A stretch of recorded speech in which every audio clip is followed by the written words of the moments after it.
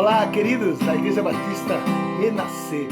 Prazer falar com vocês. Quem fala aqui é o Joel Santos e eu estou com vocês no louvor, ministrando com muita alegria. Eu quero que você se libere em Deus, se libere no Espírito Santo para adorar o Senhor, aquele que te criou, que te formou, que te chamou, que te escolheu para servi-lo nessa igreja e adorá-lo com tudo que você tem, com tudo que você tem recebido do Senhor. Aproveite então agora e cante conosco. Com esplendor de um rei,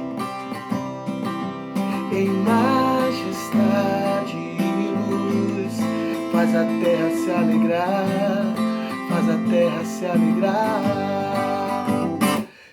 Ele é a própria luz, e as trevas vão fugir, tremer com sua voz, tremer com sua voz.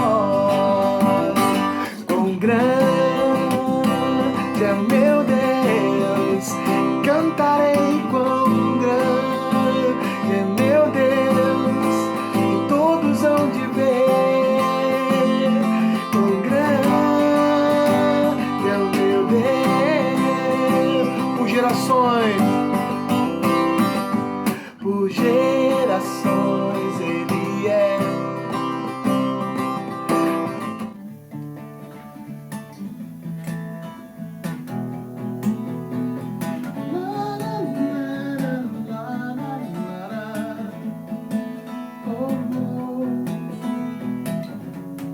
Nada vai nos separar, mesmo se eu me abalar, teu amor não falha.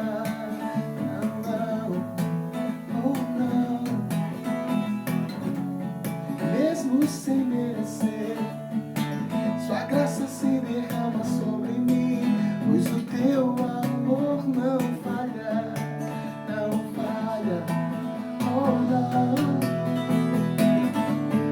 Tu és o mesmo para sempre, pois o teu amor não muda. Se o choro dura uma noite, a alegria vem pela manhã. Se o mar se enfurecer, eu não tenho que temer, porque eu sei que me amas, teu amor não falha.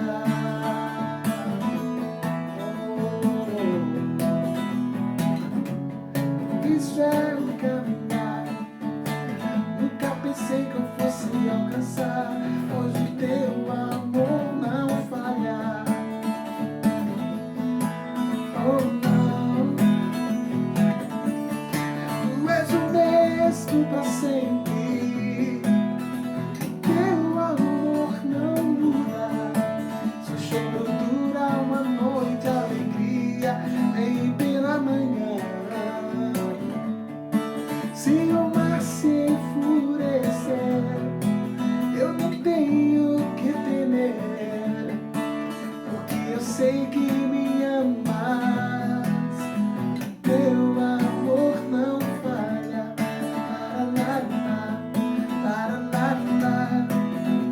teu amor não falha.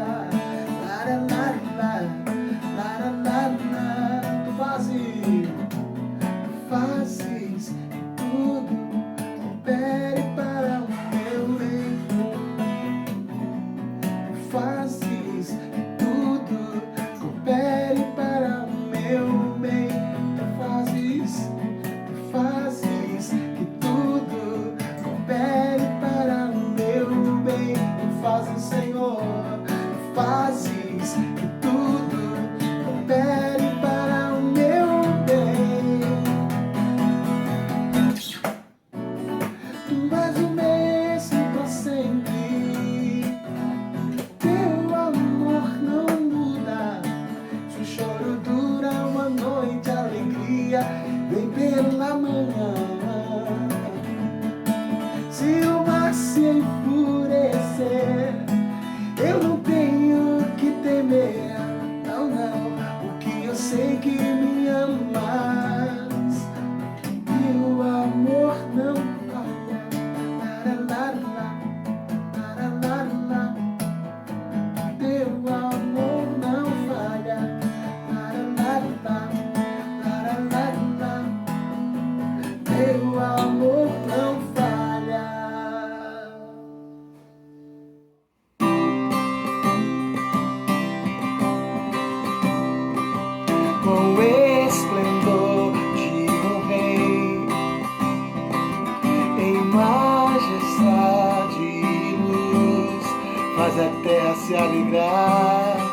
faz a terra se alegrar.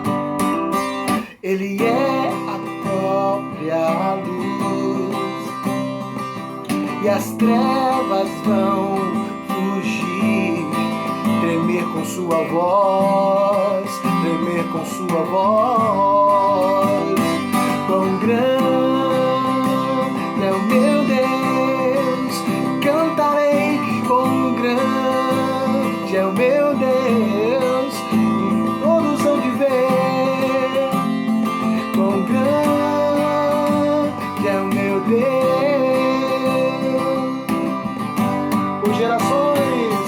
Por gerações Ele é. O tempo está em suas mãos, o tempo está em suas mãos.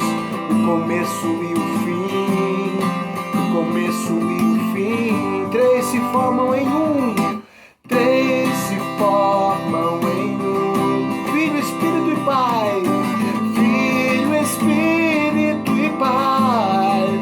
Cordeiro e leão, Cordeiro e leão. Quão grande é o meu Deus, eu cantarei. Quão grande é o meu Deus, e todos hão de ver. Quão grande é o meu Deus. Mais uma vez. Quão grande é o meu Deus. Quão grande é o meu Deus, e todos hão de ver. Quão grande é o meu Deus. Cante sobre todo nome, sobre todo nome é o seu. Só tu és digno, tu és digno do louvor. Eu cantarei. Quão grande é o meu Deus. Nome sobre todo nome, sobre todo nome é o seu. Tu és digno do louvor. Eu cantarei. Eu cantarei. Quão grande é o meu Deus. Cante, eu outra vez. Quão grande é meu Deus. Quão grande é o meu Deus. Cantarei, cantarei. Quão grande é o meu Deus. E todos hão de ver, e todos hão de ver. Quão grande é o meu Deus. Mais uma vez, pela última vez. Quão grande é o meu Deus. Cantarei, quão grande, bendirei, exaltarei, e todos hão de ver. Quão grande é o meu Deus.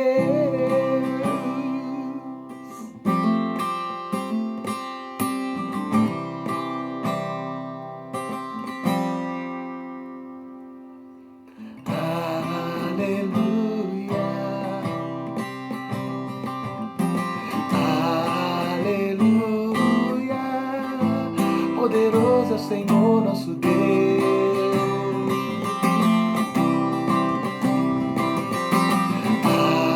Aleluia,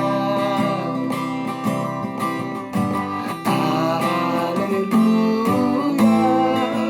Poderoso é o Senhor nosso Deus.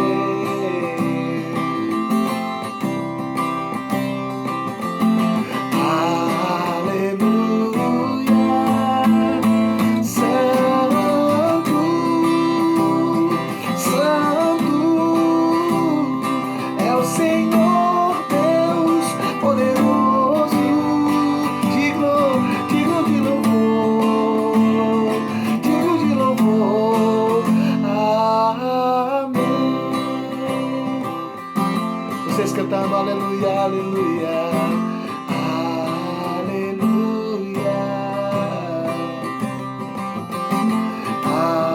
aleluia. Poderoso é o Senhor nosso Deus.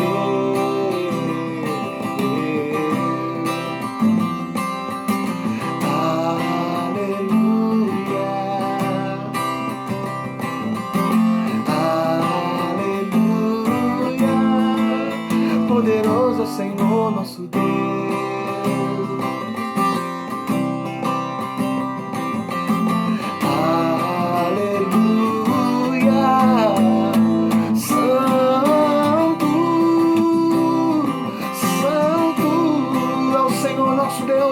Senhor Deus poderoso,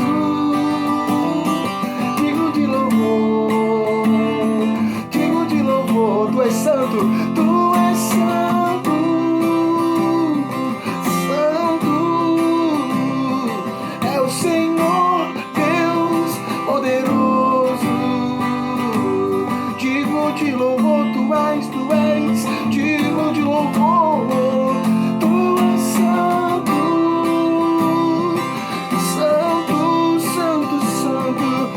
Senhor Deus poderoso, digno de louvor, amém, amém, a Ele a honra, a glória e o louvor,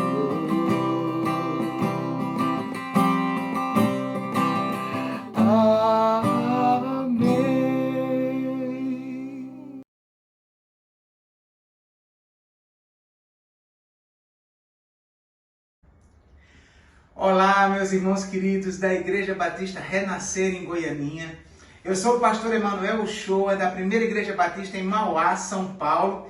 E para mim é um privilégio compartilhar a palavra com vocês hoje, a convite do meu querido amigo pastor Carlinhos. Hoje nós vamos refletir um pouco sobre um tema que a gente não costuma falar muito nas igrejas, mas que é uma realidade que existe. A mensagem de hoje vai falar sobre racismo. Então eu desafio você a prestar bastante atenção, que o nosso Deus possa falar ao seu coração. Essa mensagem eu preguei agora, recentemente na minha igreja, e edificou muitas vidas do meu povo, e eu quero compartilhar ela com vocês, para que vocês também sejam edificados. Um abraço grande, que o Senhor abençoe muito a vida de vocês. Vamos aguentar um pouquinho mais, que essa crise vai passar, e a Igreja de Jesus vai prevalecer. A palavra de Deus nos diz assim: no dia seguinte, por volta do meio-dia, enquanto eles viajavam e se aproximavam da cidade, Pedro subiu ao terraço para orar. Tendo fome, queria comer. Enquanto a refeição estava sendo preparada, caiu em êxtase. Viu o céu aberto e algo semelhante a um grande lençol que descia à terra, preso pelas 4 pontas, contendo toda espécie de quadrúpedes, bem como de répteis da terra e aves do céu. Então uma voz lhe disse: levante-se, Pedro, mate e coma. Mas Pedro respondeu: de modo nenhum, Senhor, jamais comi algo impuro ou imundo. A voz lhe falou segunda vez: não chame impuro ao que Deus purificou. Isso aconteceu 3 vezes, e em seguida o lençol foi recolhido ao céu. Enquanto Pedro estava refletindo no significado da visão, os homens enviados por Cornélio descobriram onde era a casa de Simão e chegaram à porta. Chamando, perguntaram se ali estava hospedado Simão, conhecido como Pedro. Enquanto Pedro ainda estava pensando na visão, o Espírito lhe disse: Simão, 3 homens estão procurando por você. Portanto, levante-se e desça. Não hesite em ir com eles, pois eu os enviei. Pedro desceu e disse aos homens: eu sou quem vocês estão procurando. Por que motivo vieram? Os homens responderam: viemos da parte do centurião Cornélio. Ele é um homem justo e temente a Deus, respeitado por todo o povo judeu. Um santo anjo lhe disse que o chamasse à sua casa para que ele ouça o que você tem para dizer. Pedro os convidou a entrar e os hospedou. No dia seguinte, Pedro partiu com eles e alguns dos irmãos de Jope o acompanharam. No outro dia chegaram a Cesareia. Cornélio os esperava com seus parentes e amigos mais íntimos que tinha convidado. Quando Pedro ia entrando na casa, Cornélio dirigiu-se a ele e prostrou-se aos seus pés, adorando. Mas Pedro fez levantar-se, dizendo: levante-se, eu sou homem como você. Conversando com ele, Pedro entrou e encontrou ali reunidas muitas pessoas e lhes disse: vocês sabem muito bem que é contra a nossa lei um judeu associar-se a um gentil, ou mesmo visitá-lo. Mas Deus me mostrou que eu não deveria chamar impuro ou imundo a homem nenhum. Por isso, quando fui procurado, vim sem qualquer objeção. Posso perguntar por que vocês me mandaram buscar? Cornélio respondeu: há 4 dias eu estava em minha casa orando a esta hora, às 3 horas da tarde. De repente colocou-se diante de mim um homem com roupas resplandecentes e disse: Cornélio, Deus ouviu sua oração e lembrou-se de suas esmolas. Mande buscar em Jope a Simão chamado Pedro. Ele está hospedado na casa de Simão, o curtidor de couro, que mora perto do mar. Assim mandei buscar-te imediatamente, e foi bom que tenhas vindo. Agora estamos todos aqui na presença de Deus, para ouvir tudo o que o Senhor te mandou dizer-nos. Então Pedro começou a falar: agora percebo verdadeiramente que Deus não trata as pessoas com parcialidade, mas de todas as nações aceita todo aquele que o teme e faz o que é justo. Vocês conhecem a mensagem enviada por Deus ao povo de Israel, que fala das boas novas de paz por meio de Jesus Cristo, Senhor de todos. Sabem o que aconteceu em toda a Judeia, começando na Galileia, depois do batismo que João pregou, como Deus ungiu a Jesus de Nazaré, com o Espírito Santo e poder, e como ele andou por toda parte, fazendo bem e curando todos os oprimidos pelo diabo, porque Deus estava com ele.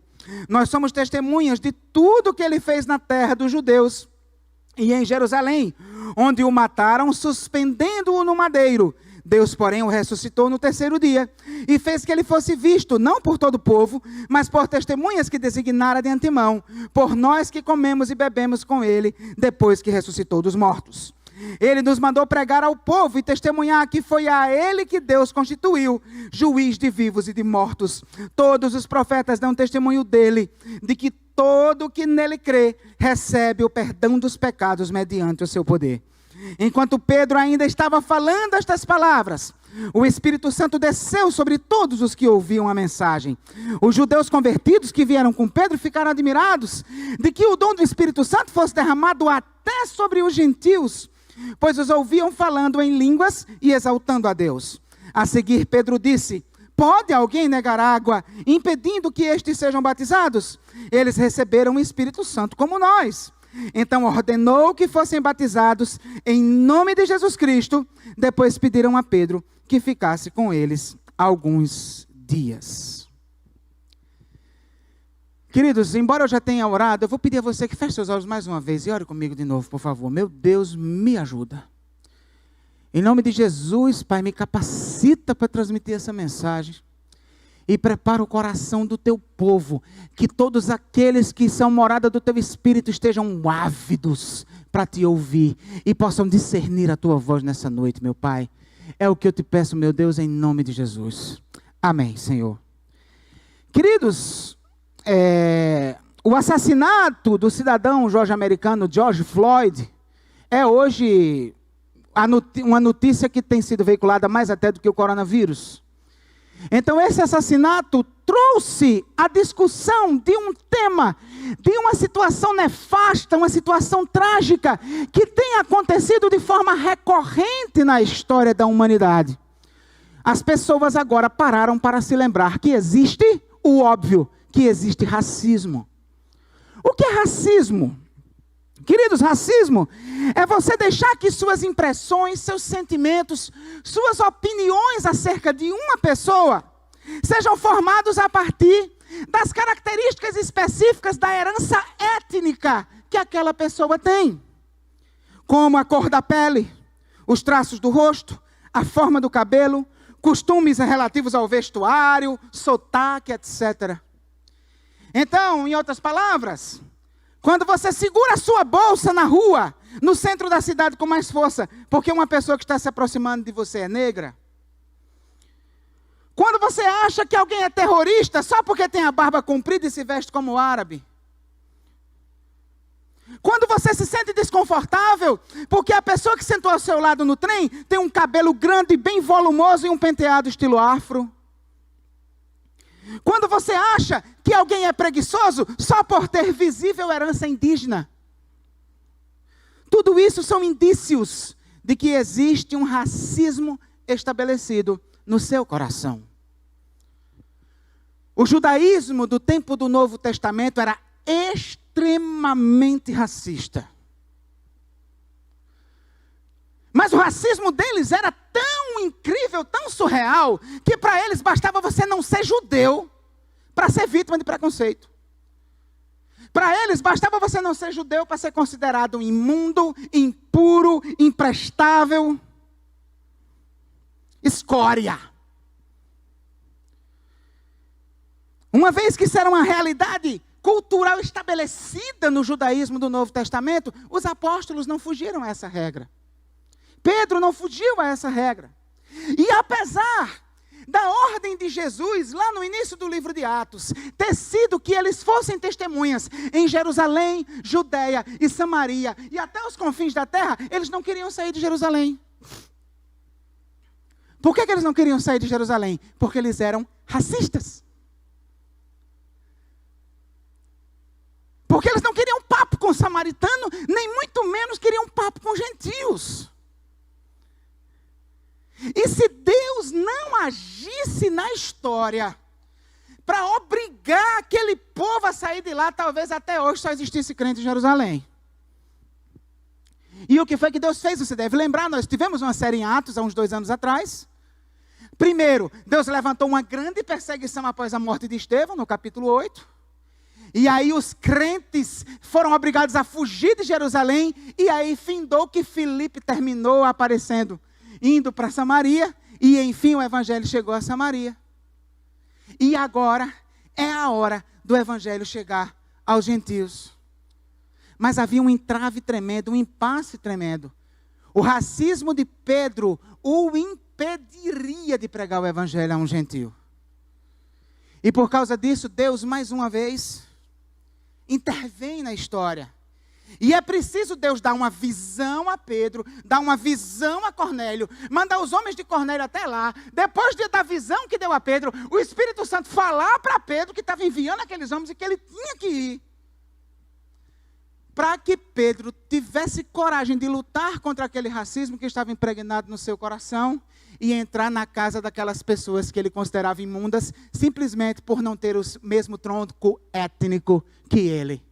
Simplesmente por não serem sangue de Isaac, Jacó e de Abraão. A igreja, queridos, é formada por gente. E onde existe gente, via de regra, existe racismo. E a igreja precisa conversar sobre esse assunto. A igreja precisa discutir esse assunto. Eu confesso uma coisa a vocês. Quando eu estava preparando essa mensagem, eu me senti muito envergonhado. Eu me senti muito envergonhado porque eu sou pastor há 13 anos e nunca falei sobre esse assunto. Foi preciso um cidadão morrer e isso virar notícia mundial para me mover a tratar sobre esse assunto na igreja do Senhor Jesus. Então, se você que está me assistindo, por alguma razão já foi vítima de racismo, me perdoe como seu pastor. Mas como Deus sempre nos dá chance de começar o que devia ter começado, como Deus sempre diz que é tempo para fazer o que é certo, mesmo que você nunca tenha feito, eu estou fazendo agora. E eu quero pedir que você preste muita atenção, porque Deus tem muitas coisas para falar. O racismo é uma realidade estabelecida. A maior idiotice que alguém pode cometer é dizer que não existe racismo, especialmente dizer que não existe racismo no Brasil. É uma realidade estabelecida. E o racismo é uma afronta ao Criador. E tudo que é afronta ao Criador, a igreja do Senhor Jesus precisa se levantar como uma voz contra. E nós estamos fazendo isso agora, em nome de Jesus. O que é que o texto vai ensinar para nós, queridos? O racismo é uma afronta contra Deus e, em primeiro lugar, o caráter absoluto da sua autoridade. Vamos começar relendo os versos do 9 até a parte A do 23. Eu quero ler de novo o texto, porque o texto é um texto de narrativa e é bom a gente ler novamente para poder ir captando esses detalhes, que é o que faz toda a diferença. No dia seguinte, por volta do meio-dia, enquanto eles viajavam e se aproximavam da cidade, Pedro subiu ao terraço para orar. Tendo fome, queria comer. Enquanto a refeição estava sendo preparada, caiu em êxtase. Viu o céu aberto e algo semelhante a um grande lençol que descia à terra, preso pelas 4 pontas, contendo toda espécie de quadrúpedes, bem como de répteis, da terra e aves do céu. Então uma voz lhe disse: levante-se, Pedro, mate e coma. Mas Pedro respondeu: de modo nenhum, Senhor, jamais comi algo impuro ou imundo. A voz lhe falou segunda vez: não chame impuro ao que Deus purificou. Isso aconteceu 3 vezes, e em seguida o lençol foi recolhido ao céu. Enquanto Pedro estava refletindo no significado da visão, os homens enviados por Cornélio descobriram onde era a casa de Simão e chegaram à porta chamando, perguntaram se ali estava hospedado Simão, conhecido como Pedro. Então Pedro ainda estava pensando na visão. O Espírito lhe disse: Simão, 3 homens estão procurando por você. Portanto, levante-se e desça.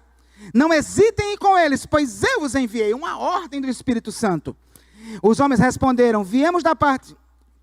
Pedro desceu e disse aos homens: eu sou quem vocês estão procurando, por que motivo vieram? Os homens responderam: viemos da parte do centurião Cornélio. Ele é um homem justo e temente a Deus, respeitado por todo o povo judeu. Um santo anjo lhe disse que o chamasse à sua casa, para que ele ouça o que você tem para dizer. Pedro os convidou a entrar e os hospedou. Queridos, Cornélio, o texto diz que ele era um centurião romano, era um gentil, uma pessoa, pelo simples fato de não ter etnia judaica, considerada repugnante pelos judeus. Mas Cornélio, ele era aquilo que o Novo Testamento chama de temente a Deus. O que é um temente a Deus? É um gentil que se converte ao judaísmo, frequenta a sinagoga, faz orações, acredita que o único Deus que existe é o Deus de Israel. Então Cornélio era um homem que tentava buscar a Deus, buscava a Deus de todo o seu coração. E aí, aprove a Deus de, nesse momento especial da história, em que ele ia operar aquilo que nós, na teologia do Novo Testamento, chamamos de o Pentecostes gentílico. Então, nesse momento, aprove a Deus que fosse Cornélio, o seu escolhido, para ser o primeiro, junto com os seus familiares, junto com seus amigos ali na sua casa, os primeiros gentios a receberem o Espírito Santo. E aí, resultado? Mas havia um entrave. Pedro era um cara altamente racista. Pedro não iria na casa de Cornélio, em hipótese alguma. E aí o que é que Deus faz? Deus dá uma visão a Pedro de vários animais, de todos os tipos. E ele dá uma ordem a Pedro: mate e coma. Ele não apenas manda Pedro matar. O verbo grego que é utilizado aqui não é o verbo comum para matar, é o verbo theo, da mesma raiz de thisia, sacrifício. Então, é como se ele dissesse: olha, Pedro, pega esses animais, sacrifica a mim e come.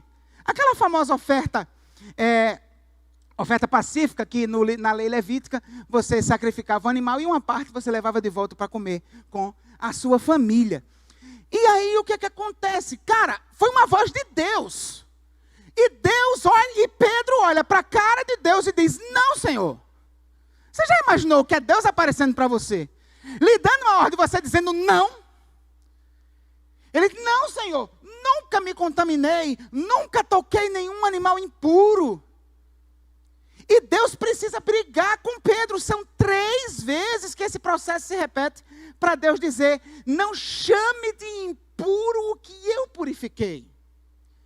Queridos, Deus, ele não estava preocupado com animais aqui. O projeto dele era que Pedro fosse pregar um gentil. Então, por que Deus queria quebrar o racismo de Pedro com pessoas, mas ao invés de dar uma visão com pessoas, dá a ele uma visão com animais? Qual é a lógica disso? Na verdade, queridos, naquele lençol tinha animais permitidos e proibidos pela lei. Esses animais eram considerados imundos. Um judeu não poderia comê-lo, nem muito menos sacrificar o Senhor. Mas esses mesmos animais eram a dieta usual dos gentios. Os gentios comiam isso normalmente, como por exemplo carne de porco. Então os judeus jamais comeriam carne de porco, os gentios comiam regularmente. Só que aí o que foi que aconteceu? O ser humano ele tem uma capacidade muito grande de distorcer as ideias de Deus. Porque a lei traçava animais. A lei falava da proibição de comer animais. Mas os judeus, no desenvolvimento do seu judaísmo, começaram a misturar, a confundir a comida com aquele que come. E aí eles não apenas...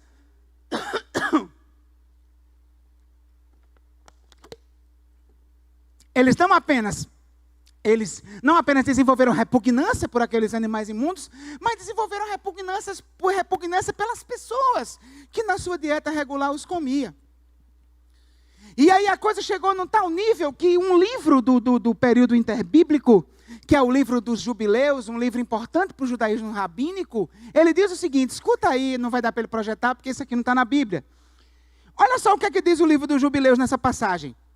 Separe das nações e não coma com eles, e não se associem com eles, por suas obras serem imundas, e todos os seus caminhos serem poluição, abominação e impureza. Isso passou a ser considerado um livro sagrado. Era um livro que era lido nas sinagogas. Então o judaísmo do Novo Testamento ensinava o racismo. Ensinava isso no culto. E aí, queridos, para Pedro, portanto, ele cresceu aprendendo isso. Para Pedro, portanto, tanto fazia a comida como aquele que come. Era imunda a comida, era imundo aquele que come. E aí, por isso que quando Deus deu essa visão de animais para Pedro, Pedro entendeu que a visão não se tratava de animais. Como é que a gente sabe que Pedro entendeu que a visão não se tratava de animais? Lá no verso 28, quando ele entra na casa de Cornélio, olha o que é que ele vai dizer. E lhes disse, vocês sabem muito bem que é contra a nossa lei um judeu associar-se a um gentil, ou mesmo visitá-lo, mas Deus me mostrou que eu não deveria chamar impuro ou imundo a quê? Aos animais? Não, a homem algum. Então, queridos, olha só, Deus é incrível. As leis dietéticas não era a intenção delas, mas pelo coração mau dos judeus se tornou uma base para construir um racismo entre o seu povo. E o que é que Deus faz? Deus apenas não condena o racismo, ele acaba com as leis dietéticas, para não ter mais esse problema. E ele disse, eu purifiquei. Uma vez que ele disse que purificou os animais, Pedro entendeu o que ele estava dizendo, que purificou as pessoas. E que ele não tinha direito de dizer quem era imundo e quem não era imundo. Então, em outras palavras, Deus estava dizendo, Pedro, eu sou o Senhor. Eu determino o que é o ser humano. Eu aceito estas pessoas que você rejeita, Pedro. Então pode se preparar, porque você também vai ter que aceitá-las. Portanto, pode ir trabalhando esse racismo no seu coração, porque você vai ter que aprender a amar outras etnias. Queridos, não existe uma cura mais eficaz para o racismo do que aprender a olhar as pessoas a partir do olhar daquele que as criou. Quando você vê alguém, não pensar o que é que esse alguém é para você, mas pensar o que é que esse alguém é para Deus. E qual é o olhar do Criador, queridos? Deus vê o homem, como o ser mais glorioso da sua criação, mas que por causa do pecado se tornou extremamente carente da sua glória. A grande questão é que esse princípio vale para seres humanos de qualquer herança étnica. Em outras palavras, Deus vê gente como gente. Deus não vê gente como branco, como negro, como oriental, como indígena, como turco, como árabe, como xiita, como sunita, como sulista ou como nordestino. Deus vê gente como gente. Portanto, entenda, todo ser humano tem a mesma beleza que você tem, que é a imagem do seu Criador, e tem a mesma feiura que você tem, que é o pecado. Todo, independente da sua etnia. Como você pode se julgar melhor do que alguém, porque a sua pele é mais clara do que a dele? Isso é ridículo, meus irmãos. Como é que pode um crente abrir a sua boca para dizer que não gosta de negro?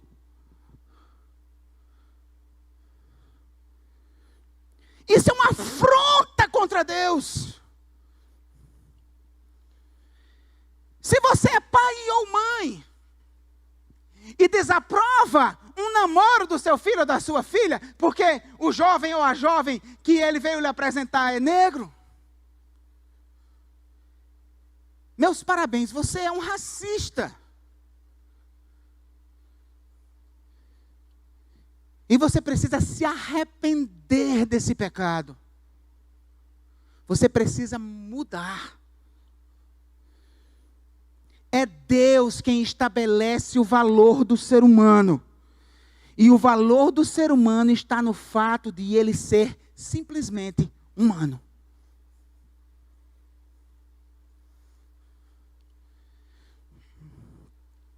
O racismo é uma afronta contra Deus e o caráter absoluto da sua autoridade. Porque Deus diz quem é quem, mas você quer colocar o seu rótulo. É uma afronta à autoridade de Deus. Segunda coisa, o racismo é uma afronta contra Deus e a natureza imparcial do seu amor. A natureza imparcial do seu amor. Acompanhe a leitura, por favor. Eu vou ler a parte B do verso 23 até o verso de número 29. O texto diz assim: no dia seguinte, Pedro partiu com eles e alguns dos irmãos de Jope o acompanharam. No outro dia chegaram a Cesareia. Cornélio os esperava com seus parentes e amigos mais íntimos que tinha convidado. Quando Pedro ia entrando na casa, Cornélio dirigiu-se a ele e prostrou-se aos seus pés adorando-o. Mas Pedro fez levantar-se, dizendo: levante-se, eu sou homem como você. Conversando com ele, Pedro entrou e encontrou ali reunidas muitas pessoas e lhes disse: vocês sabem muito bem que é contra a nossa lei um judeu associar-se a um gentil ou mesmo visitá-lo. Mas Deus me mostrou que eu não deveria chamar impuro ou imundo a homem nenhum. Por isso, quando fui procurado, vim sem qualquer objeção. Posso perguntar, por que vocês me mandaram buscar? Queridos, olha só que coisa intrigante. Depois daquilo tudo, né, de ter tido uma visão, do Espírito Santo ter dado uma ordem, Pedro não teve outra opção, ele teve que ir para a casa de um gentil. Teve que ir até a casa de Cornélio. Só que, queridos, o racismo, ele parece que é uma coisa que está incrustada na cultura, está incrustada na sociedade de tal maneira, que até às vezes, quando a gente vai dizer que não deve ser racista, a gente diz isso de uma maneira racista. Porque olha só a maneira como Pedro foi dizer, por que ele estava lá, né? No verso 28, ele diz assim, vocês sabem muito bem que é contra a nossa lei um judeu associar-se a um gentil ou mesmo visitá-lo. Né? Só que, queridos, olha só, essa expressão contra a nossa lei, na verdade, ela é uma tradução meio branda. Porque o verbo grego que ele usa aqui, na verdade o adjetivo athemitos, que é traduzido aqui por contra a lei na NVI, é traduzido por proibido na Almeida Revista Atualizada, ele só vai aparecer mais uma vez no Novo Testamento, escrito coincidentemente pelo próprio Pedro. Olha só, abra aí por favor, 1 Pedro 4:3, Nilber. Pastor Nilber, por gentileza. E olha só, 1 Pedro 4:3. No passado vocês já gastaram tempo suficiente fazendo o que agrada aos pagãos. Naquele tempo vocês viviam em libertinagem, na sensualidade, nas bebedeiras, orgias e farras, na idolatria repugnante, athemitos. Então, o que Pedro estava dizendo para eles ali, gente, vocês sabem que para alguém como eu, é repugnante entrar na casa de alguém como vocês. Mas, cara, você está louco. Olha o que o cara vai dizendo dentro daquela casa. Queridos, em nenhum lugar na lei de Moisés havia a proibição de um judeu visitar um gentil. Em nenhum lugar na lei de Moisés havia a proibição de um judeu conhecer um gentil, conversar com um gentil. Não existia isso. Havia a proibição de que os judeus fizessem coisas que os gentios faziam. Isso é completamente diferente. Mas aí, queridos, de onde eles tiraram essa ideia? Por que eles desenvolveram isso? Na verdade, como todo racismo, o racismo dos judeus ele foi uma construção histórica.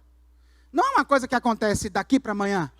Né? A cultura se constrói com bases racistas e dá um trabalho enorme para desconstruir isso. Era isso que estava acontecendo. Ali, qual é essa questão? Esse racismo dos judeus contra outras etnias, na verdade, ele era fruto de uma compreensão completamente equivocada da eleição de Israel. Nós vamos ver algumas passagens aqui que vão nos ajudar a entender um pouco isso. Lá em Levítico 20, 25 e 26... Por exemplo, quando trata dessa questão das leis alimentares, da proibição, né? Ele dizendo, portanto, façam separação entre animais puros e impuros, e entre aves puras e impuras. Não se contaminem com animal ou ave, ou com qualquer criatura que se move rente ao chão, os quais separei de vocês por serem eles impuros. Vocês serão santos para mim, porque eu, o Senhor, sou santo e os separei dentre os povos para serem meus. Deus falou que os povos eram impuros? Não. Deus falou que os animais eram impuros. Deus falou que Ele separou Israel para que Israel ficasse longe dos outros povos. Será que é essa a ideia? O que é que significa essa eleição de Israel? Essa separação de Israel dos outros povos? Queridos, tudo começa no chamado de Abraão. Gênesis capítulo 12, verso 3, já deixa de forma muito clara que a bênção que Deus queria dar sobre a nação de Israel era uma bênção para que eles espalhassem para as outras etnias. Olha aqui, Gênesis 12, 3, abençoarei os que o abençoarem e amaldiçoarei os que o amaldiçoarem, e por meio de você todos os povos da terra serão abençoados. A palavra hebraica aqui é aquela palavra para clã, para família, para etnia. Queridos, desde o começo ficou claro, Israel não era o alvo final da bênção de Deus. Israel era um meio através do qual Deus abençoaria todo mundo. Então o objetivo de Israel era servir as etnias e não se achar melhor do que as etnias. Quando Deus vai fazer aliança no Sinai, isso fica ainda mais, é falado de forma ainda mais significativa em Êxodo capítulo 19, versos 5 e 6, olha o que o texto vai dizer. Agora, se me obedecerem fielmente e guardarem a minha aliança, presta atenção, vocês serão o meu tesouro pessoal dentre todas as nações, embora toda a terra seja minha. Vocês serão para mim um reino de sacerdotes e uma nação santa. Essas são as palavras que você dirá aos israelitas. Olha só, o que é que Deus, como Deus estava descrevendo aquele povo que Ele tinha separado para Ele? Primeiro, tem 3 termos-chave para você entender isso. Primeiro, a expressão, toda terra é minha. Então, logo de cara, o que Deus está dizendo, não é só Israel que é meu, é a terra toda. Então, Deus tinha um propósito para toda a terra a partir daquele povo. E isso vai ficar mais claro pelas 2 expressões que Ele utiliza para Israel. A primeira expressão é a expressão, vocês serão meu tesouro pessoal. E a palavra hebraica que é utilizada aqui, é a palavra para os bens móveis que alguém tem, o ouro, a prata, aquelas coisas que ele leva de um lado para o outro para comprar as coisas. E não o tesouro no sentido dos bens imóveis, propriedades, etc. Então, qual é a ideia? É como se ele dissesse, vocês vão ser a minha moeda de compra. Por meio de vocês eu vou ganhar o mundo. E aí ele vai e diz uma outra palavra que enfatiza isso ainda mais. Vocês serão um reino de sacerdotes. Um povo escolhido. Então, ele não está falando aqui apenas no sentido do sacerdócio levítico. Ele estava falando do papel da nação nesse mundo que é dele. A nação tinha um papel sacerdotal. E o que é um sacerdote? O sacerdote nada mais é do que alguém que faz uma mediação entre o povo e Deus. Era por meio do sacerdote que alguém poderia oferecer um sacrifício para Deus. Era por meio do sacerdote que alguém recebia o perdão de Deus, porque ele fazia aquelas ofertas pelo pecado, o sangue derramado fazia expiação pela nação. Então, em outras palavras, Deus está dizendo para Israel aqui, presta atenção, por que eu estou separando vocês? Eu estou separando vocês para vocês me levarem para o mundo, para trazerem o mundo para mim. Vocês são a minha carteira. Vou usar vocês para comprar todas as etnias para mim.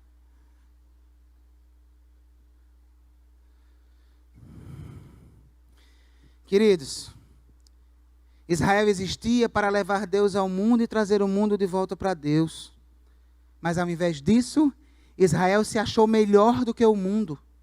desenvolveu uma repugnância pelo mundo no seu coração e sonhou com a chegada de um Messias que faria com que o mundo se curvasse diante da santa linhagem pura, o sangue de Abraão, Isaque e Jacó.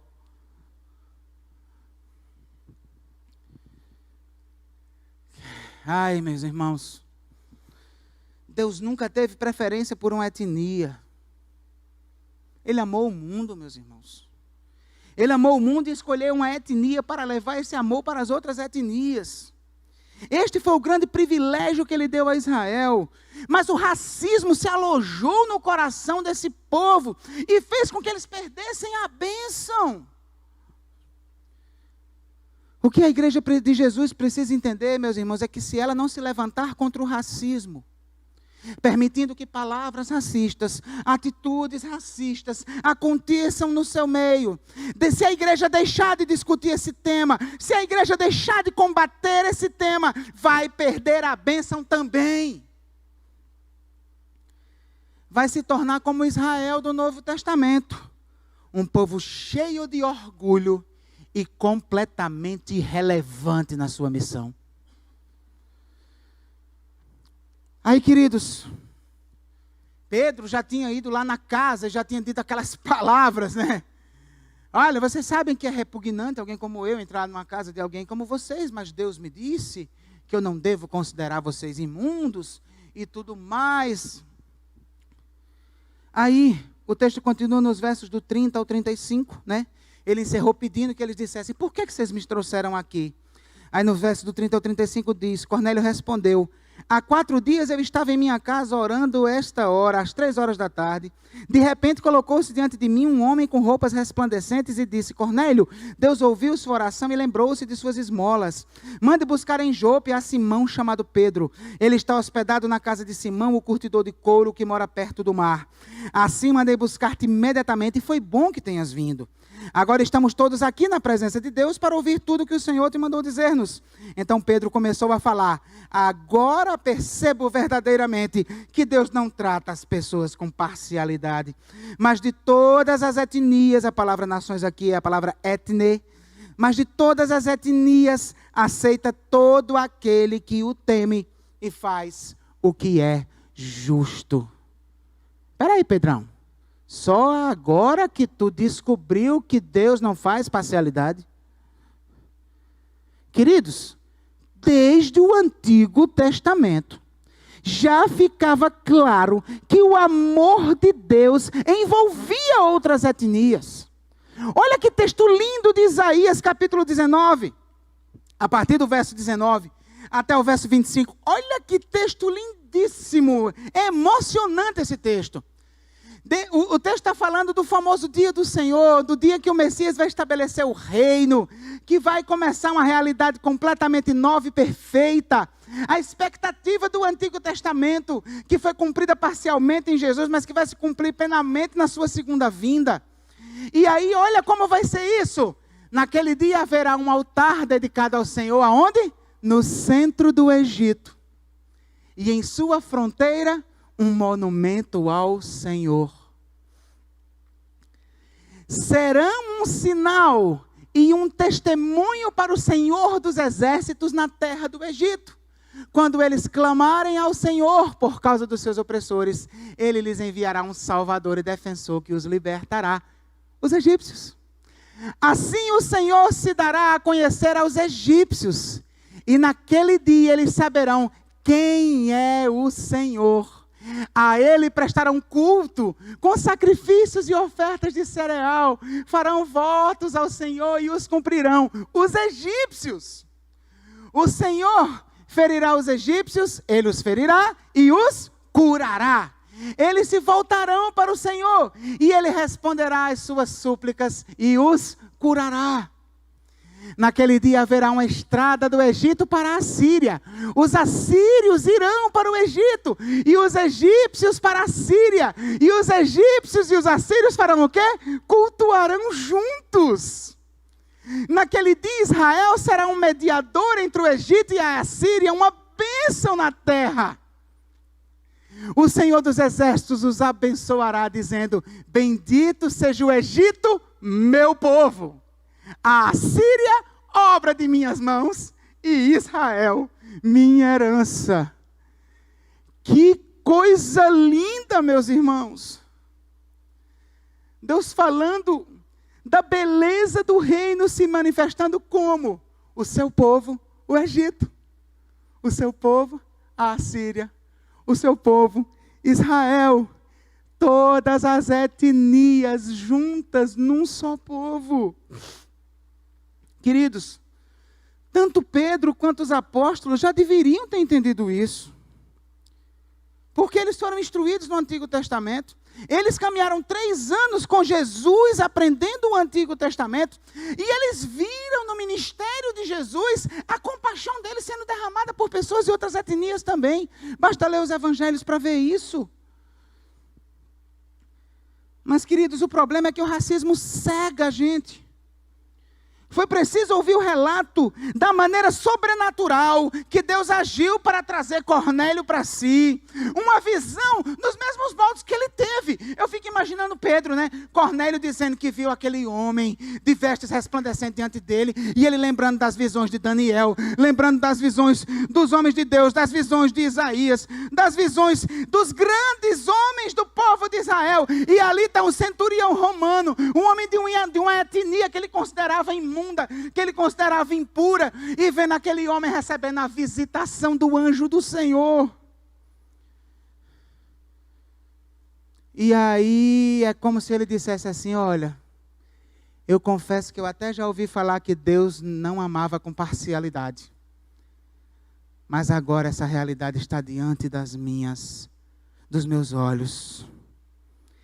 Deus ouve a oração de gente como eu, mas também ouve a oração de gente diferente de mim.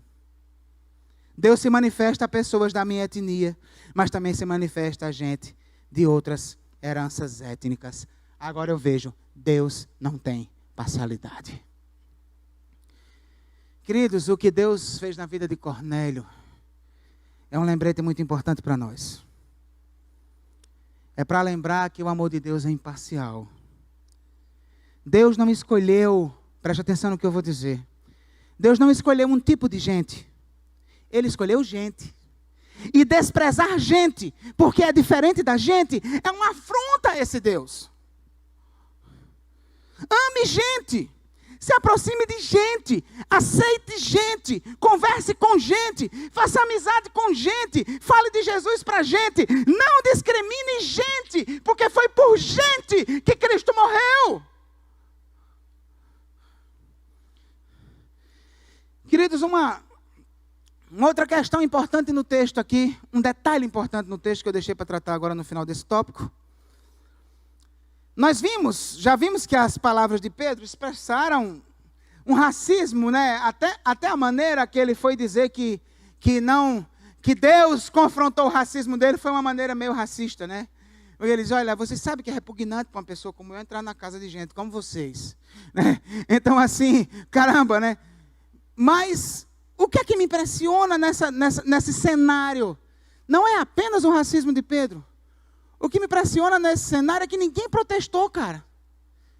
Ninguém reclamou, nem um parente de Cornélio, nem um amigo de Cornélio disse assim: ei, meu camarada, vamos, pega e leve aí, né?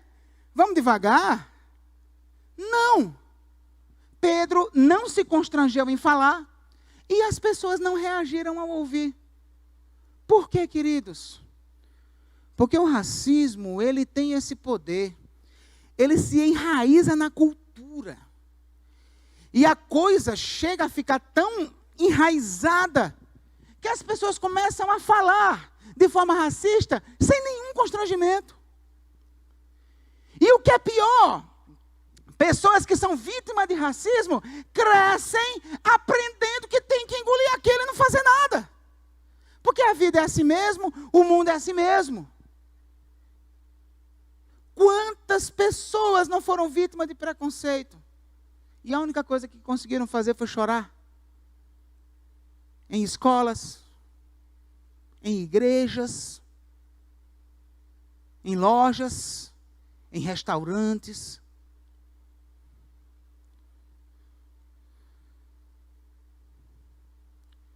Na medida que nós vemos palavras racistas, atos racistas e não fazemos nada, a cultura do racismo se perpetua, queridos. Não aceite o racismo. Não se acostume com o racismo. Não se cale diante do racismo. O racismo é um inimigo que deve ser combatido. Não devolva a grosseria com outra grosseria. Não precisa. Mas não fique calado. Proteste. Denuncie.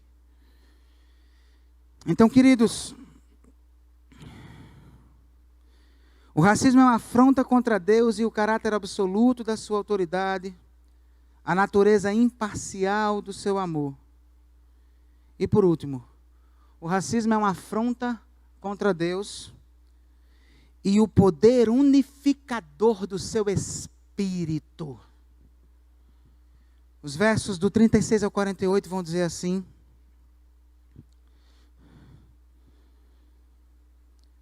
vocês conhecem a mensagem por Deus, enviada por Deus ao povo de Israel, que fala das boas novas de paz por meio de Jesus Cristo, Senhor de todos. Senhor de todos, não só dos judeus. Aí já melhorou até a pregação, né? Sabem o que aconteceu em toda a Judeia, começando na Galileia, depois do batismo que João pregou, como Deus ungiu a Jesus de Nazaré, com o Espírito Santo e poder, e como ele andou por toda parte, fazendo bem e curando todos os oprimidos pelo diabo, porque Deus estava com ele. Nós somos testemunhas de tudo que ele fez na terra dos judeus e em Jerusalém, onde o mataram, suspendendo-o no madeiro. Deus, porém, o ressuscitou no terceiro dia e fez que ele fosse visto, não por todo o povo, mas por testemunhas que designara de antemão, por nós que comemos e bebemos com ele, depois que ressuscitou dos mortos. Ele nos mandou pregar ao povo e testemunhar que foi a ele que Deus constituiu juiz de vivos e de mortos. Todos os profetas dão testemunho dele, de que todo que nele crê, recebe o perdão dos pecados mediante o seu nome. Enquanto Pedro ainda estava falando estas palavras, o Espírito Santo desceu sobre todos os que ouviam a mensagem. Os judeus convertidos que vieram com Pedro ficaram admirados de que o dom do Espírito Santo fosse derramado até sobre os gentios, pois os ouviam falando em línguas e exaltando a Deus. A seguir, Pedro disse: pode alguém negar a água, impedindo que estes sejam batizados? Eles receberam o Espírito Santo como nós. Então ordenou que fossem batizados em nome de Jesus Cristo. Depois pediram a Pedro que ficasse com eles alguns dias. Queridos, depois que Pedro constatou que Deus não fazia parcialidade, não fazia acepção de pessoas, que o amor de Deus era imparcial, Pedro vai e entende: bom, vou pregar o evangelho para essas pessoas também, não são da minha etnia, vou pregar o evangelho para elas. O amor, eu vejo que Deus não age com parcialidade. E aí Pedro prega o evangelho, como de costume, um evangelho centrado em Cristo. A ênfase no título Senhor de todos é significativo, porque no contexto ele não fala dele apenas como Messias de Israel, mas como o Senhor de todos. E aí ele vai e fala da obra de Jesus, dos ensinos de Jesus, dos milagres de Jesus, fala da morte e da ressurreição. E encerra a sua pregação com um chamado à fé, que é a questão central aqui. No verso de número 43, ele diz: todos os profetas dão testemunho dele, de que todo que nele crê, recebe o perdão dos pecados, mediante o seu nome. Aí o que acontece? Quando os familiares de Cornélio, os amigos de Cornélio, ouvem aquelas palavras, aquele chamado à fé, subentende-se que eles creram. E aí, na hora que eles creram, aconteceu um fenômeno surreal.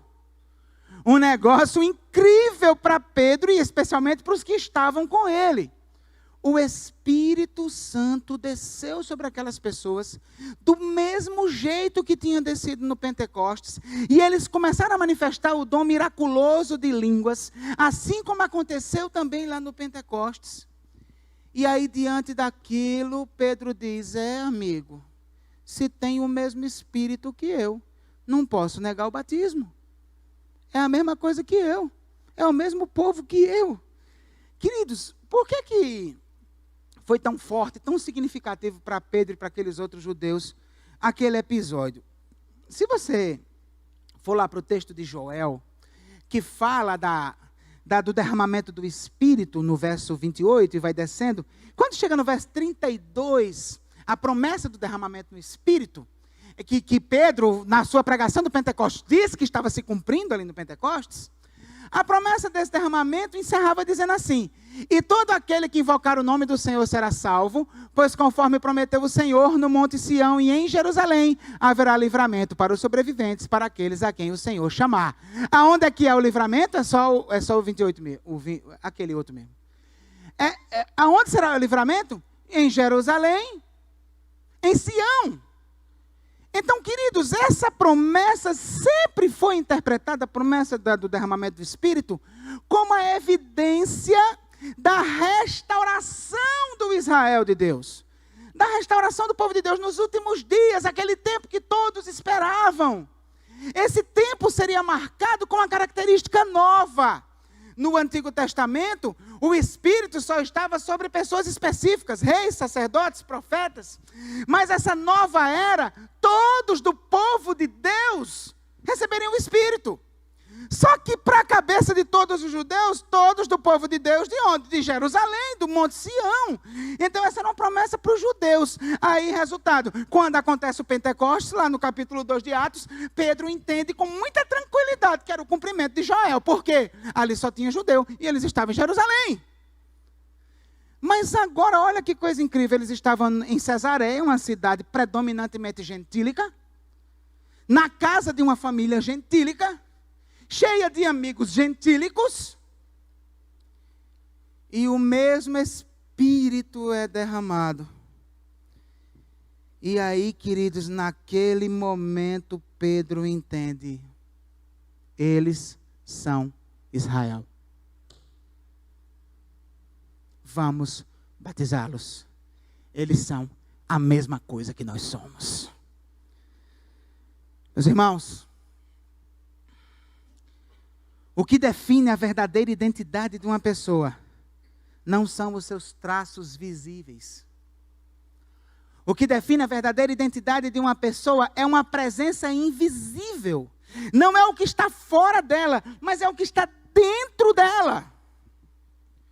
Nós sabemos que o racismo com pessoas de matriz étnica afro, pessoas de matriz étnica negra, não é o único tipo de racismo que existe. Mas é evidente que no Brasil, de forma gritante, esse é o racismo que mais ocorre. E que ocorre praticamente em toda a história do nosso país por causa da escravatura. E aí, queridos, o que acontece? Diante dessa situação, muitos brasileiros ainda hoje têm desconfiança com pessoas só porque elas são negras. Não gostam de chegar perto só porque as pessoas são negras. Não querem que seus filhos namorem com negros. Não querem, que não gostam até que seus filhos tenham amigos negros. Você já se perguntou por que uma pessoa é negra? Você já se perguntou? O que faz uma pessoa ser negra? Você sabe o que faz uma pessoa ser negra? Uma pessoa é negra porque na sua carga genética, ela tem uma informação que faz ela produzir mais um tipo de proteína chamado melanina. E você sabe o que é melanina? Melanina é uma proteína que faz com que as células fiquem mais resistentes aos raios solares, para proteger o DNA que está no núcleo das células.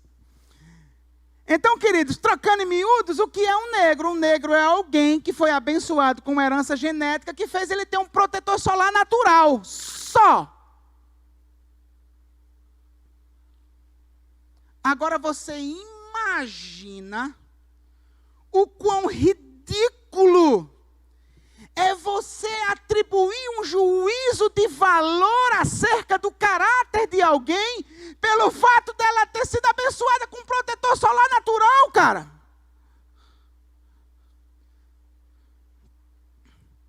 Você desconfiar de alguém, achar... Você saber se ele é confiável ou não, saber se ela tem caráter ou não, saber se é trabalhador ou não, saber se é inteligente ou não, saber se é digno ou não, a partir da quantidade de protetor solar natural que tem no corpo dela. Isso é absurdo. Isso é ridículo. ridículo, isso é nojento, meus irmãos.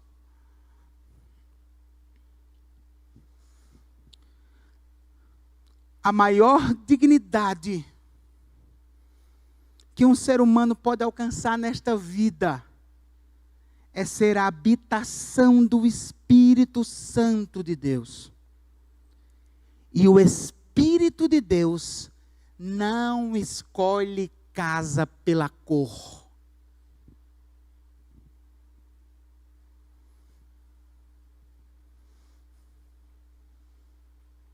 Foi justamente por ver que o Espírito Santo tinha escolhido aqueles gentios como casa que Pedro entendeu. Eles são a mesma coisa que eu. Não tem diferença. Vamos batizá-los. Vamos considerá-los parte do nosso povo. A maior dignidade que o ser humano pode alcançar nesta vida é ser a habitação do Espírito Santo de Deus. E o Espírito não escolhe casa pela cor. Concluindo, queridos, encerrando. Foi preciso Deus intervir na história para que Pedro pudesse vencer o seu racismo e entrasse na casa de um gentil para pregar o evangelho. Que bênção, né? Ele venceu o racismo. Ele negou essa coisa que estava estabelecida no seu coração. Mas, queridos, eu tenho uma notícia não muito boa para dar a vocês. O racismo é o tipo de coisa que você não vence num episódio único. O racismo é o tipo de coisa que você tem que estar combatendo, porque senão daqui a pouco ele volta. Infelizmente, Pedro voltou a cometer preconceito racial. Lá em Gálatas capítulo 2, versos do 11 ao 13, Paulo vai mencionar esse acontecimento.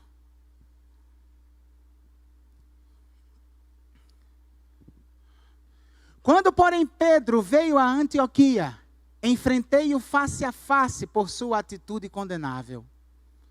Pois antes de chegarem alguns da parte de Tiago, ele comia com gentios.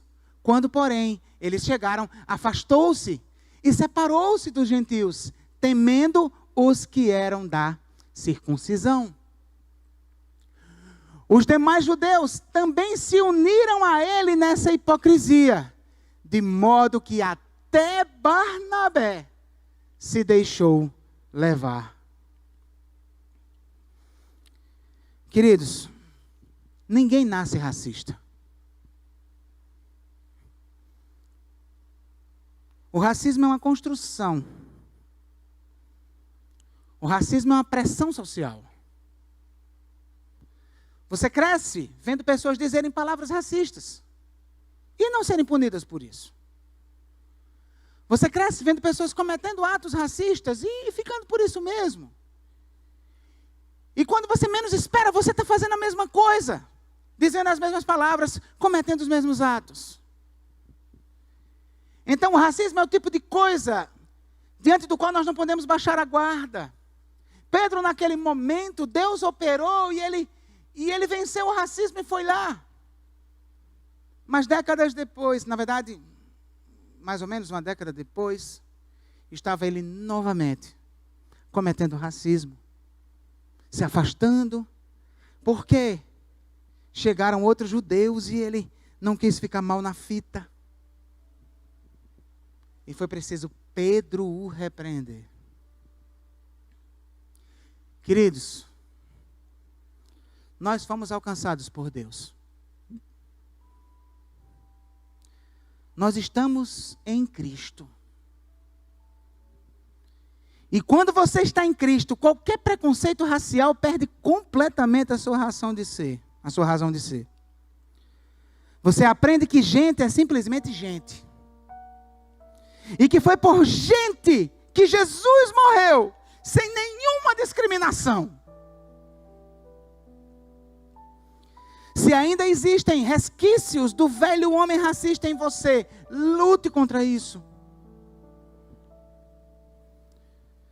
Se você testemunhar algum ato racista, combata, condene, denuncie.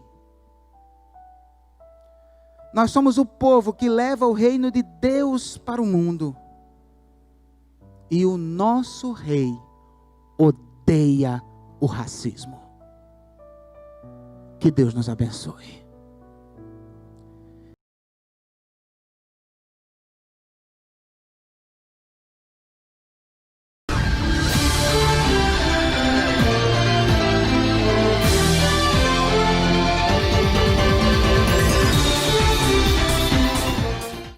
Boa noite. Boa noite. No jornal de hoje vamos ver o missionário americano que foi morto por indígenas ao tentar pregar o evangelho. Perseguidos não desamparados. Programa da Junta de Missões Mundiais. Programa radical leva esperança ao Haiti. Missões mundiais em números. No esporte, a missão tem que continuar. Projeto de missões mundiais. Bíblia para os povos. O clamor de uma nação. Invite em missões mundiais. Tempos difíceis. Notícias sobre o alvo da Igreja Batista Renascer em Goiânia. O missionário americano foi morto a flechadas por aborígenes que vivem isolado em uma ilha no Oceano Índico. Autoridades ainda não sabem como farão o resgate do corpo, já que a tribo é considerada a mais hostil do mundo. Conforme uma fonte relatou para uma agência de notícias francesa France Presse, ele tentou chegar às Ilhas Sentinel em 14 de novembro, mas não conseguiu. 2 dias depois, ele se preparou melhor. Ele chegou de canoa à ilha. O corpo do missionário foi abandonado pelos índios em uma praia. Alguns pescadores avistaram o cadáver na praia. No entanto, não puderam resgatá-lo. Segundo eles, o corpo de Jonah estava cravado por diversas flechas e com sinais de tortura. Informações ressaltam que o cadáver foi arrastado pelos indígenas com a ajuda de uma corda presa ao pescoço até praia. Fontes do jornal Andaman Sheikah disseram que o americano já teria tentado contato outras vezes com os indígenas isolados. O caso está sendo tratado pela polícia local como homicídio. Mas os indígenas não podem ser indiciados, já que não são imputáveis segundo as leis locais. Os pescadores que levaram Jonah Allen à ilha foram detidos. A organização cristã internacional Christian Concern, que fica localizada em Washington, D.C., confirmou em nota que Jonah Allen prestava serviço para a organização missionária. Em algumas postagens do seu perfil oficial do Instagram, o missionário Jonah se mostrava como um aventureiro. Diversas imagens das suas viagens eram postadas por ele em sua página, inclusive as últimas imagens dele vivo, indo para a ilha. Ele também compartilhou. Vamos ver agora a história de Yang. E todos os dias um vídeo diferente para você se envolver, mobilizar e compartilhar essa causa.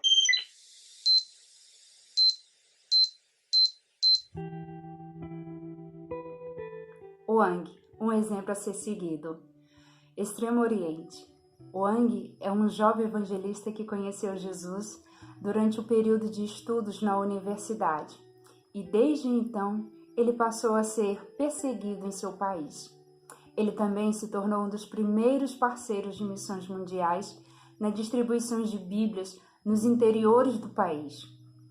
Wang nos contou que em uma das reuniões onde estavam preparados para estudar a palavra de Deus, os policiais chegaram levando todos para uma delegacia especializada em assuntos religiosos. Ali, os missionários estrangeiros foram deportados.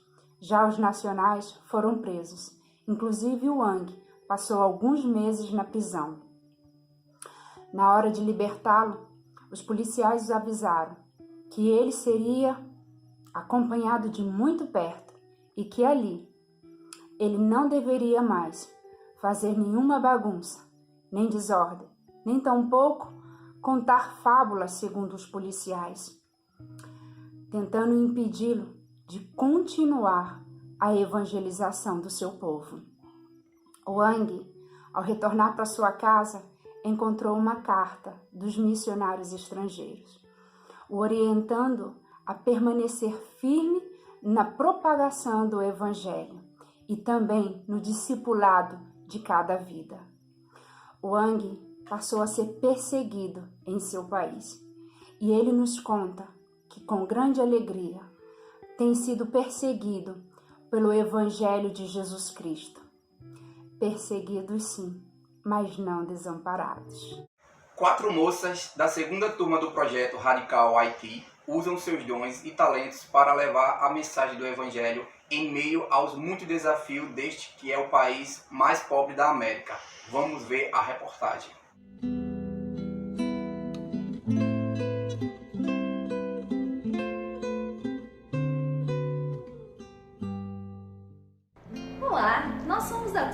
Radical Haiti 2.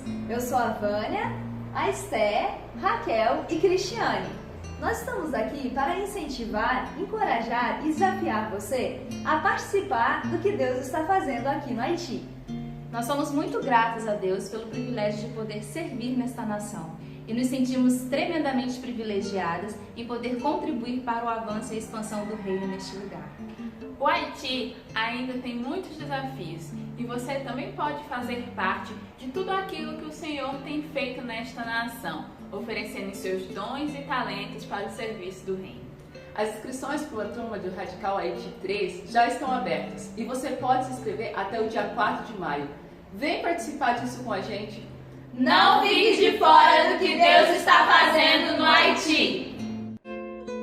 Deus usa pessoas como você para levarmos esperança ao mundo.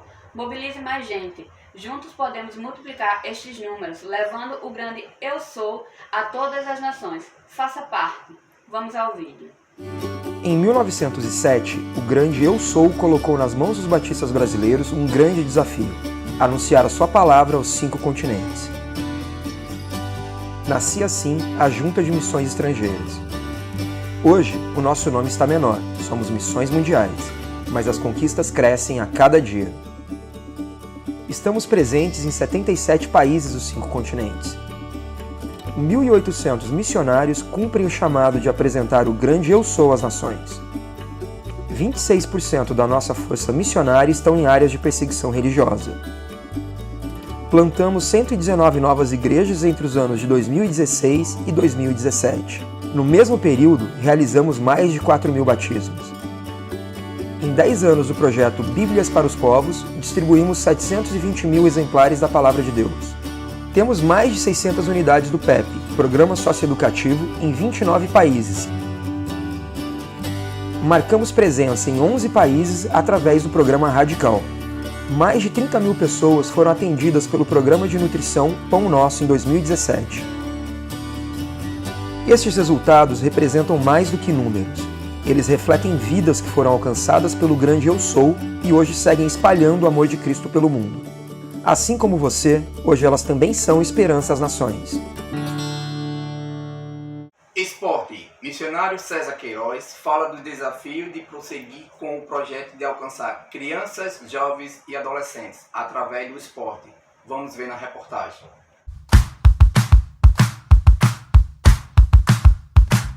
Sempre gostei de surfar desde pequeno e sabia que eu ia ter uma possibilidade de fazer isso aqui, porque você tem não só o futebol, você tem o surf, você tem todo tipo de esporte para você poder desenvolver um trabalho de palavra de Deus com aplicação direta no esporte.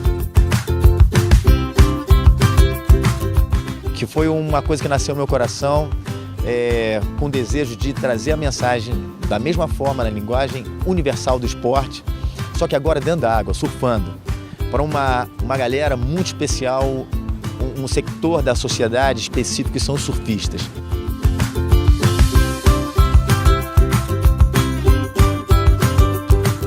O projeto ainda continua, chamado Manobra Radical, para que a gente possa estar dando esperança a esses jovens que querem aprender a surfar. Então, o desafio é esse, que nós continuemos a investir. Quero levantar aqui o desafio de R$690, que é o preço de uma prancha, para que nós possamos enviar aos missionários que lá ficaram capacitados por nós, da Junta de Missões Mundiais, que eles estão continuando o trabalho que nós iniciamos. Então queremos continuar investindo para que eles continuem aí entendendo a necessidade, a urgência de conhecer o amor de Deus. Que Deus os abençoe. Aloha! Projeto de Missões Mundiais traduz e distribui Bíblias a povos não alcançados. Vejam a seguir.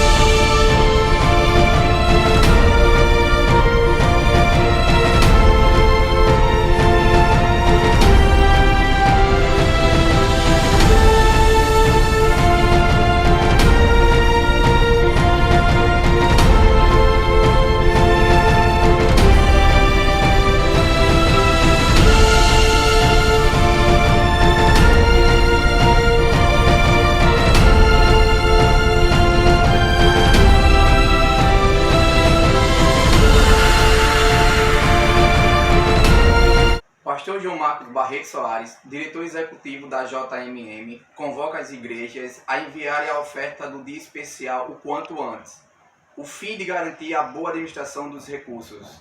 Olá, eu quero falar a você que apoia a obra de Missões Mundiais sobre a importância do envio rápido dos recursos para a manutenção e expansão da obra missionária no mundo.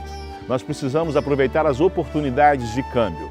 Sabemos que estamos vivendo um momento de instabilidade econômica do nosso país e a nossa moeda tem perdido valor. Por isso, precisamos aproveitar cada mês para fazermos a melhor ação possível para a remessa do sustento dos nossos missionários e dos nossos projetos. Precisamos ser cada vez mais sábios na administração dos recursos e parte da sabedoria está no rápido aproveitamento das oportunidades. Que Deus abençoe você. Agora com vocês o gráfico de Missões Mundiais da Igreja Batista Renascer. Devido à pandemia, sabemos que é difícil alcançar o alvo, mas sabemos também que Deus se agrada das mínimas coisas que fazemos, sendo de coração. A campanha de Missões Mundiais 2020 da Igreja se encerra dia 5 de julho. Corra para ajudar, ainda há tempo. Procure o promotor de missões através deste contato: DDD 84 99137 4997 e faça já a sua oferta. Esse foi mais um Jornal Missionário de hoje. Boa noite e até a próxima. Boa noite.